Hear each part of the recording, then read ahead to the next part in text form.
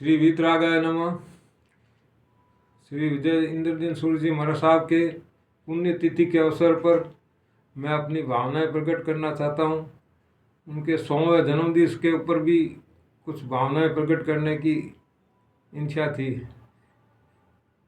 लेकिन अवसर नहीं मिला। आज मैं अपनी भावनाएं प्रकट कर रहा हूँ। मनवाणी में वो शक्ति कहाँ जो महिमा तुम्हारी गान सके।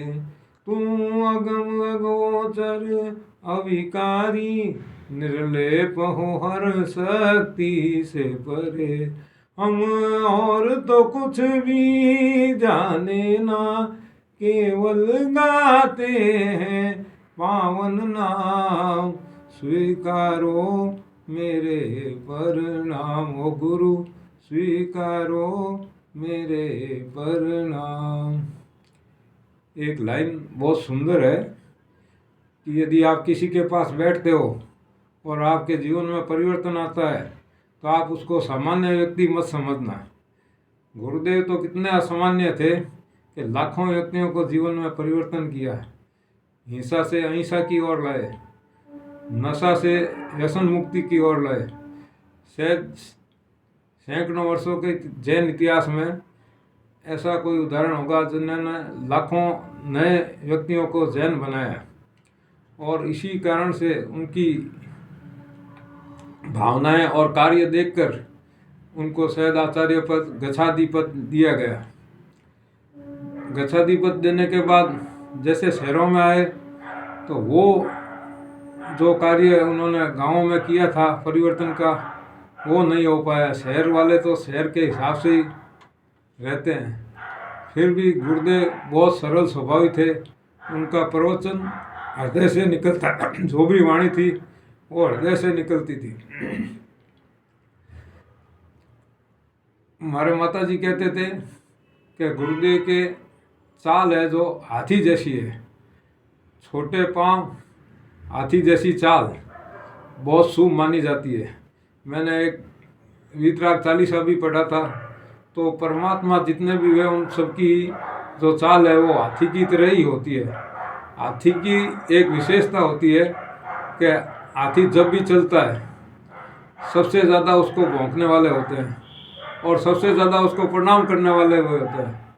तो जब वो भौंकता है और चाहे प्रणाम करता है, हाथी अपनी मस्ती ही चाल में चलता है। शायद ये वीतरागता का स्वभाव है कि चाहे कोई भौंके और चाहे कोई प्रणाम करे, वो अपनी मस्ती में ही रहते हैं। गुरुदेव का भी कुछ ऐसा ही जीवन था। और गुरुदेव की सबसे बड़ी विशेषता कि हार्ट का बाईपास ऑपरेशन होने के बाद भी उन्होंने जो लंबे लंबे विहार किए वो शायद दुर्लभ है। अपना रिकॉर्ड नहीं कर पाए, लेकिन बहुत लंबे विहार ऑपरेशन बाईपास होने के बाद भी इन्होंने किए। गुरुदेव ने एक बार सहज सरल भाव से प्रवचन में कहा कि भारत में तब तक शांति नहीं हो सकती जब तक मांसाहार से जो आय प्राप्त होती है भारत में, उससे शांति नहीं हो सकती। 50 करोड़ टन से भी अधिक मांसाहार का निर्यात होता है। गवर्नमेंट सरकार का ये आंकड़ा है। और कितने पशु, निरपराध पशुओं की हत्याएं होती है, ये हम इससे जान सकते हैं। ऐसे ही गुरुदेव इतने सरल स्वभावी थे कि एक बार 50वीं उनकी दीक्षा प्रसंग चल रहा था और सब लोग उनके कार्यों की, उनके जीवन की प्रशंसा कर रहे थे। गुणानुराग, गुणावाद, गुणगान किया जा रहा था। जब गुरुदेव का नंबर आया तो उन्होंने कहा, बहुत भावुक हो गए गुरुदेव, कि जो आप तारीफ करते हो हम उस लायक नहीं है, हमारा जीवन उस लायक नहीं है। भगवान महावीर ने जो लिखा, जो हम लोगों के लिए मर्यादा रखी, हम उसका पूर्णतः पालन नहीं कर पाते हैं। भगवान महावीर का जीवन सागर है, हम इसकी बूंद भी नहीं है। माँ जाने पाप, बाप पाप जाने आप। तो हमारा आप जैसा गुणानुवाद करते हो वैसा हमारा जीवन नहीं है। इतने सरल स्वभावी गुरुदेव थे। हमारे परिवार पर तो बहुत ही कृपा रही है।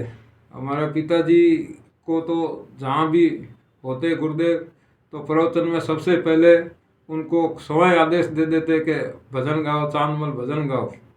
और हमारे पिताजी के एक बार बीकानेर के अंदर ऐसा प्रसंग हुआ कि उपध्यान तप का कार्य चल रहा था, तो हमारे पिताजी को कार्य संभालना था, लेकिन 2 दिन पहले उनके नासूर की तकलीफ बहुत बढ़ गई। डॉक्टर ने कहा परसों ही ऑपरेशन होने वाला है और परसों ही उपध्यान तप शुरू होने वाला था।